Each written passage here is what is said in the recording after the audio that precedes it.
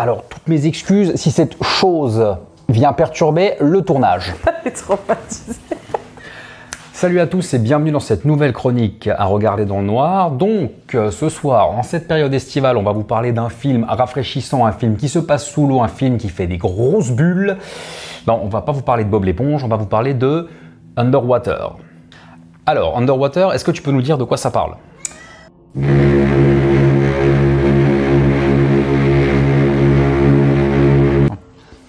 Alors, Underwater, est-ce que tu peux nous dire de quoi ça parle ? Non ? Bah toi alors. Elle est traumatisée. Alors, Underwater se passe dans la fosse des Mariannes, dans une station sous-marine où on fait du forage. Et donc, on va suivre essentiellement Kristen Stewart et puis notre très cher Vincent Cassel, Cocorico. National. Et donc, en fait, ce qui va se passer, c'est qu'il va y avoir un incident sur cette station. Pour ne pas dire un incendie. Non, il y a du pas d'incendie. Et donc, la plateforme va commencer à s'écrouler. Donc, on va suivre Kristen Stewart qui va, avec 4 autres compères, essayer de s'en sortir tant bien que mal et d'essayer de rejoindre la surface. Alors, déjà, sur ce film, on a vu, nous, énormément de retours négatifs. J'ai pas trop compris pourquoi. Toi, je sais pas. J'ai pas compris non plus pourquoi. Je m'attendais à un truc horrible, mais finalement, non. Ben en fait, j'en attendais vraiment rien parce qu'on a vraiment eu des retours très négatifs. En fait, moi, j'ai l'impression que c'est un film vraiment clivant, à savoir que soit les gens ont surkiffé, soit le film s'est fait descendre en flèche, mais il y a franchement pas de juste milieu. Je sais pas si tu as aussi ce ressenti-là. Si, c'est ça, c'est totalement ça, mais il y a quand même plus de mauvais retours, je trouve, que de bons retours. Pourtant, c'est un film où le film, il commence cash, quoi. Ça veut dire, dans la première minute, ça commence, quoi. Il n'y a pas de temps mort, quoi. Déjà, ouais, c'est un film c'est un film qui est très rythmé, vraiment très rythmé. Il n'y a pas un seul temps mort, mais pour autant, c'est pas brouillon. Non, c'est assez lisible et tout, il n'y a aucun souci à ce niveau-là. C'est pour ça que je ne comprends pas. Bon, je pense pas que... on ne peut pas s'ennuyer devant le film, en fait. Ah non, clairement. Clairement, on ne peut pas s'ennuyer. Je comprends même pas... franchement, je comprends pas les mauvaises critiques qu'il a eues. Moi non on plus, peut pas parler de chef-d'œuvre, évidemment, c'est pas un chef-d'œuvre. Mais c'est un film qui fait le job, en fait. Hein. Tu as envie de passer un bon moment, de voir un truc un peu bourrin, c'est cool, ça passe, quoi, voilà. Bah exactement, c'est un film qui fait le job dans la mesure où tu le prends pour ce qu'il est. À savoir que moi, je l'ai regardé comme... comme une série B, hein, pas dans le sens péjoratif, mais comme une série B une série B décomplexée qui se prend pas la tête, le film n'essaye pas d'être ce qu'il n'est pas. C'est peut-être ça qu'on a reproché au film, c'est d'être assez simpliste. Le postulat de base, vraiment, le pitch tient sur un post-it, hein, vraiment. Oui, mais c'est pas ça qu'on demande au film, je veux dire. Non, toi, ce que tu veux voir en regardant ce film-là, c'est voir de l'action, en fait. Concrètement, c'est vrai que c'est assez... comme tout tient sur un post-it, effectivement, voilà. Tu sais plus ou moins ce qui va se passer. En fait, tu t'en fous un petit peu de la finalité, bien que la fin, je m'attendais un peu à une fin différente. Le film réserve... Il se permet même de réserver quelques surprises. Ouais. On va y revenir. Après, c'est un film vraiment de série B classique, mais dans le bon sens du terme, avec des personnages qui font très... assez stéréotypés. Ouais, mais stéréotypés des films des années 90, en fait. Ouais, voire 80. 80-90, ouais. Donc avec des clichés, quoi, mais pas des clichés non plus abusés. Alors on n'est pas dans Predators où le japonais est un yakuza, où le mexicain fait partie d'un cartel, etc. On n'en est pas là. Hein. Non. Je dis pas que Predators, j'ai pas aimé, mais on n'est pas à ce niveau de stéréotype. Quand on parle de stéréotype, c'est plus dans le comportement des personnages plus que dans l'écriture, en fait. Alors le film est réalisé par William Bank, qui a notamment réalisé dernièrement The Signal. Le Signal. Par exemple.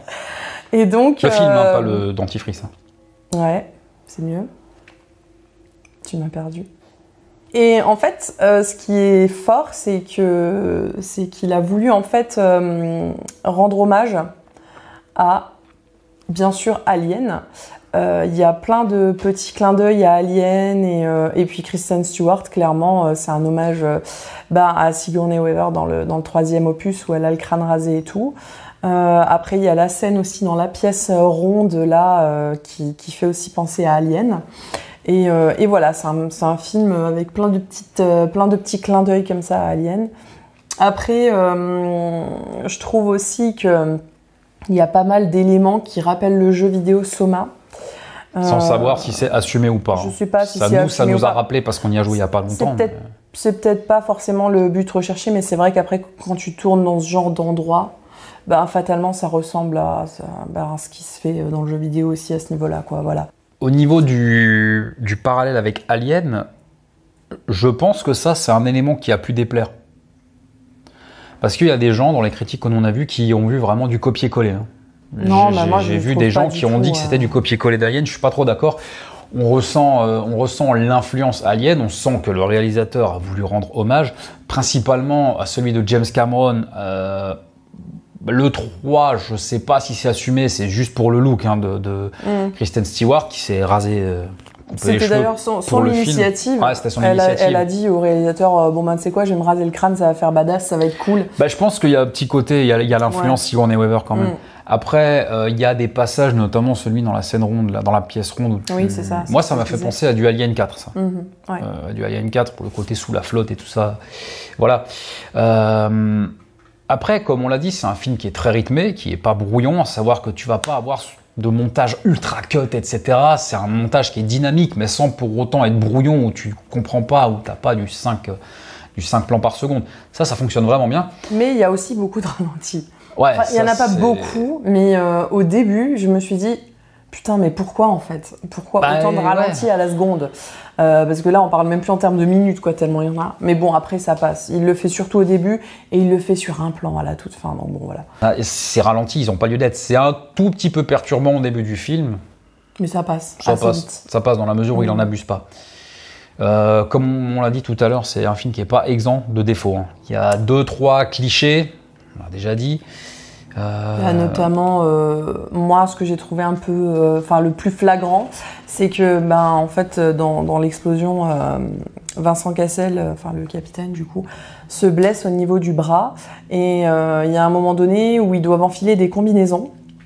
Et du coup, forcément, pour enfiler la combinaison, c'est un peu galère. Et Kristen Stewart, du coup, Nora, du coup, le force un petit peu pour qu'il enfile cette combinaison. Et clairement, on voit qu'il en chie. Il en bave, hein, littéralement. Il en bave, oui, littéralement. Vrai, il en bave. Sauf qu'après, on n'en entend plus du tout parler du film. Donc, je sais pas si elle lui a replacé un truc en même temps. Mais il n'y a plus personne qui souffre. Hein, c'est tout. Ça fait partie des incohérences du film. Après, c'est pas gênant parce qu'on y a repensé après coup. Oui. On va mettre ça sur le compte de la montée d'adrénaline. Au niveau des défauts, t'avais relevé d'autres trucs? On va pas se mentir, Kristen Stewart, elle est pas exceptionnelle dans le film, quoi. Hein.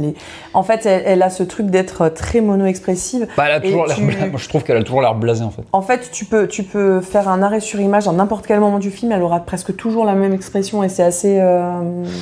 Ouais, parce que pour l'anecdote, en montant la vidéo, on a cherché des images du film à intégrer et involontairement, on a fait plusieurs arrêts sur image à différents moments du film où Kristen Stewart, elle avait exactement la même expression sur le visage. Là, ça passe. Franchement, non, on va pas se mentir. On est de mauvaise foi. Franchement, on est de mauvaise foi parce que ça correspond au rôle et franchement, elle fait le job. On sait que elle a ce visage-là, elle a toujours cette expression, même quand elle joue pas. C'est son visage. Mais du coup, quand c'est un peu déstabilisant, quand tu la connais pas en tant qu'actrice, ça peut être déstabilisant. Là, ça va, ça correspond au rôle. Je veux dire, elle est pas mono-expressive, on va dire. Non. Elle fait le job. Elle sourit quand même aussi. À un moment, c'est surprenant. Non, mais elle fait le job, quoi. Mais c'est pas. Elle a toujours cette expression de dégoût, en fait. Elle a toujours l'air un peu dégoûtée. Voilà, c'est ça. Après, dans le film, c'est compréhensible. Dans le film, ça passe. Oui, dans le film, ça passe. Mais c'est vrai que du coup, par exemple, à côté de Vincent Cassel, qui lui a tout un panel d'émotions, voilà. Bon, après, ils sont... On la voit quasiment que elle, donc c'est vrai qu'on peut pas... C'est clairement le personnage principal. Oui, c'est sûr. Parce qu'aussi surprenant que ça puisse paraître, Vincent Cassel est un personnage secondaire, important, mais secondaire. Oui, le personnage qu'on suit, c'est le personnage de Nora, en fait. Hein, Alors moi, il faut savoir une chose. Jusqu'à très récemment, j'avais vraiment beaucoup de mal avec le jeu de Vincent Cassel.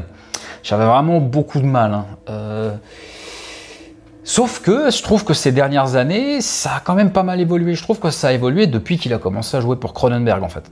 Là, ce que je trouvais avant, à tort ou à raison, hein, je sais pas, donnez-moi peut-être votre avis en commentaire, je trouvais qu'il jouait un peu tout de la même manière. Bah, là, les dernières très années... théâtral, donc c'est vrai que c'est le jeu français aussi qui veut ça. Mais Ouais. du coup, en commençant à jouer aux États-Unis, il a plus pris un Il a jeu perdu, américain, il a en perdu, fait. il a un jeu Il qui a plus moins passe-partout le en côté fait. théâtral et très français. Et du coup, bah, j'ai bien apprécié franchement son personnage, son jeu dans ce film-là. Je l'avais déjà bien aimé, comme dit dans les Cronenberg. Voilà. Au niveau des défauts, toi, est-ce que tu... Non, moi j'ai pas vraiment de défaut. Alors moi, j'en avais encore relevé un. Un principal, c'est que le film, je veux pas dire qu'il les accumule, mais il y a quand même quelques clichés. Alors il y en a un qui me vient à l'esprit parce que c'est quelque chose de récurrent. L'explosion, bien sûr. Donc il y a le personnage de Nora, donc Kristen Stewart, et un autre personnage dont j'ai oublié le nom, hein, pardon, qui d'un couloir, il y a une porte, ils vont se mettre à l'abri. Au moment de fermer la porte, ils voient deux copains à eux qui courent dans le couloir. Ah vite, dépêchez-vous. Non, mais tu sais très bien qu'ils vont pas y arriver et qu'au dernier moment, ils vont être obligés de fermer la porte. Voilà, on a eu la même scène, exactement la même, dans le Godzilla de 2014. Cette scène-là, elle est cliché et tu la vois arriver. À partir du moment où il y a l'explosion et où tu les vois tous les deux courir dans le couloir. Ça, tu sais que ça va arriver. Voilà, c'est inévitable. C'est pas gênant. Non. C'est pas gênant, mais c'est des clichés, c'est 2-3 petits trucs comme ça qui sont un petit peu frustrants. Alors après, moi, ce que j'ai vraiment kiffé dans le film, c'est déjà l'esthétisme, les effets spéciaux qui sont quand même pas mal des effets de plateau en fait. Ouais. Vraiment à l'ancienne, il n'y a pas vraiment de fond vert. Il y a plein de making-of super sympas sur YouTube si jamais ça vous intéresse. Mais en gros, ils ont pas tourné énormément sous l'eau évidemment. Donc ils ont tourné dans des cuves de temps en temps, mais très peu. Et après, pour le reste, ils ont utilisé le dry for wet. Donc c'est des effets avec des câbles qui te font voir toi à l'écran comme s'ils étaient dans l'eau, c'est-à-dire avec des mouvements ralentis, voilà, et voilà. Donc et puis après avec l'éclairage aussi, ils rajoutent aussi parfois de la fumée pour donner cet effet d'illusion. Voilà. Et après le reste est ajouté en post-prod quoi. Voilà, ouais. Mais ça fonctionne. Et ça fonctionne vraiment très bien en fait.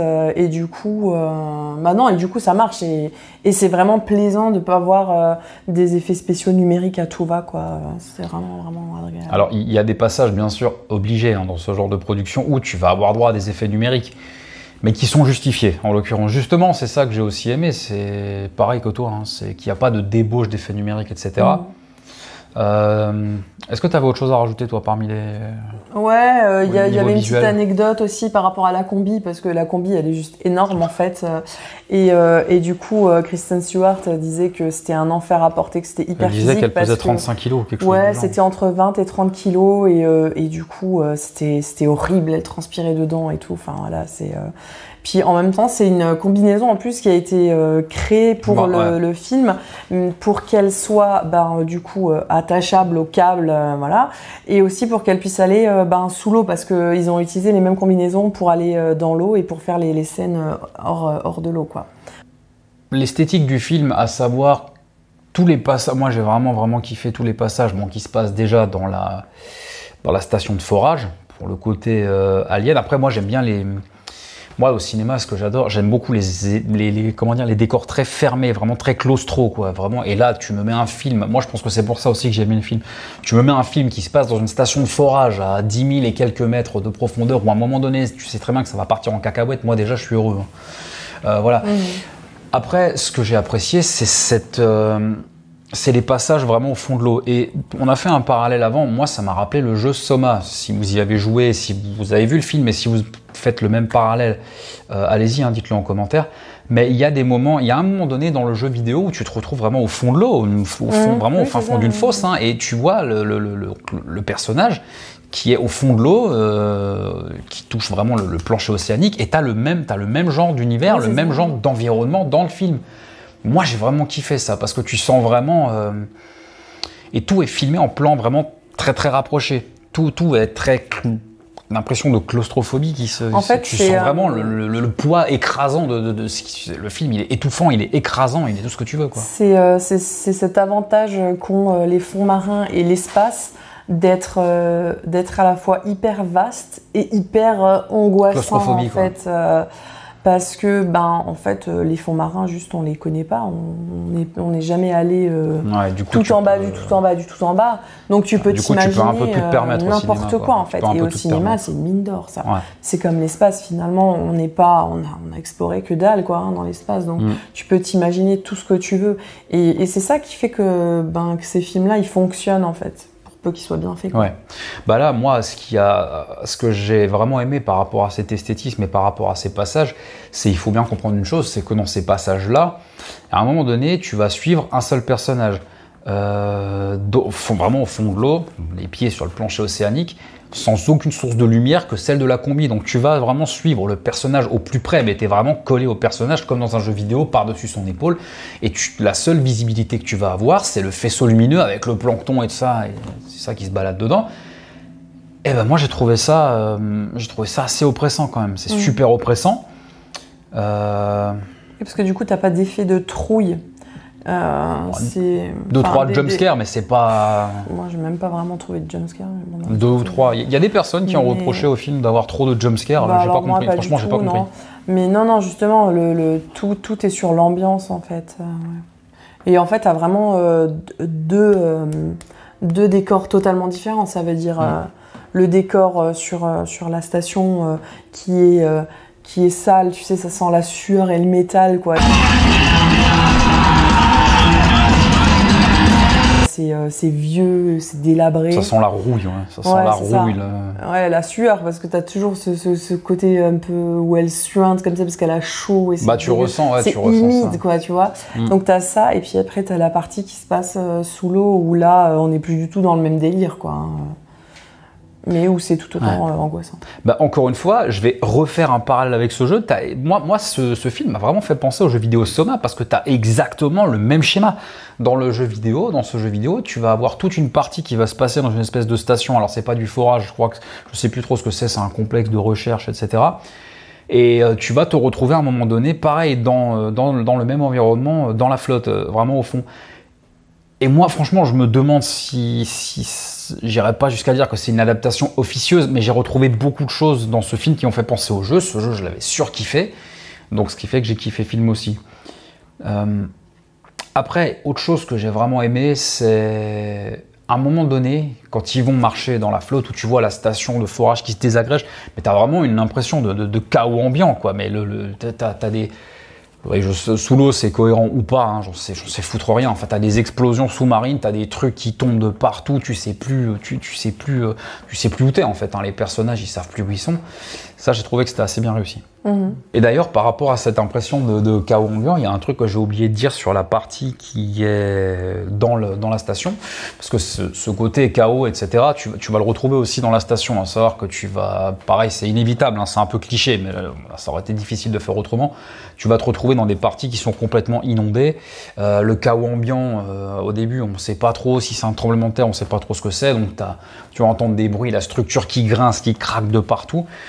Et au bout d'un moment, toi, spectateur, dès que t'es comme les personnages, dès que tu vas voir un bouillonnement dans l'eau, moi ça m'a fait cet effet-là en fait. Il y a un moment donné où tu vois un couloir, tu es filmé du bout du couloir, tu vois les personnages au bout, et t'as un tout petit détail, tu vois un bouillonnement dans l'eau, et là tu te dis oh putain c'est quoi ? Et en fait, au bout d'un moment, tu sais plus si c'est dû au chaos ambiant qui règne parce que la station est en train de se désagréger, ou est-ce qu'il y a un truc chelou dans l'eau. Enfin, t'es tout le temps en train de te dire ça. Dès qu'il y a un bouillonnement dans l'eau, dès qu'il y a un mouvement dans l'eau, tu te dis oh putain c'est quoi. Ça c'est assez réussi. Et le dernier point du positif du film, c'est qu'il y a plein d'éléments Lovecraftiens et ils sont super cool. Voilà, et je peux pas t'en dire plus parce que sinon je te spoil. Et vraiment, on n'a vraiment pas envie de vous spoiler. Non. Vraiment pas, parce qu'il faut vraiment le voir. Il faut vraiment le voir. Et c'est... Il y a du Slenderman aussi dedans. Il y a 2-3 petits trucs comme ça. Il y a 2-3 petits trucs dessus. Moi, je trouvais bon. Ouais.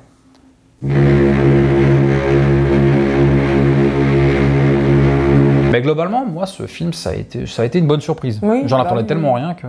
C'est vrai que moi, je m'attendais à voir un film mauvais, étant donné que j'avais lu des critiques qui disaient qu'il était tellement mauvais. Puis finalement, non, pas du tout. Non, moi, je l'ai trouvé vraiment cool, en fait. Ouais. Donc, plus de positif que de négatif. Pour résumer, vraiment une bonne série B, rafraîchissante, j'ai envie de dire, pas dans le sens littéral, hein, parce que comme tu me dis, le film est très étouffant, voilà. Rafraîchissante dans la mesure où ça fait plaisir de voir des films comme ça qui sont rythmés, qui sont décomplexés, qui se prennent pas la tête, qui n'essayent pas d'être ce qu'ils sont pas, voilà, qui rentrent directement dans le vif du sujet. Franchement, moi, j'ai passé un bon moment, sans prise de tête. C'est un film que tu regardes vraiment sans prise de tête, et si tu veux passer un bon moment. Voilà. Le film est disponible en VOD. Ouais. Oui, c'est vrai, oui.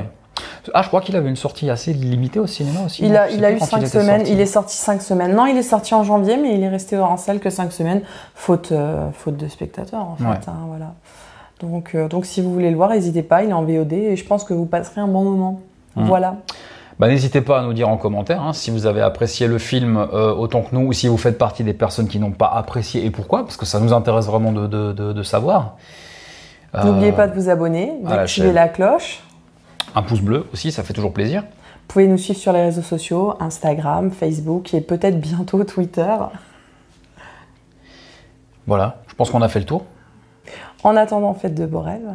Et si vous faites des cauchemars, n'oubliez pas, c'est que du cinéma.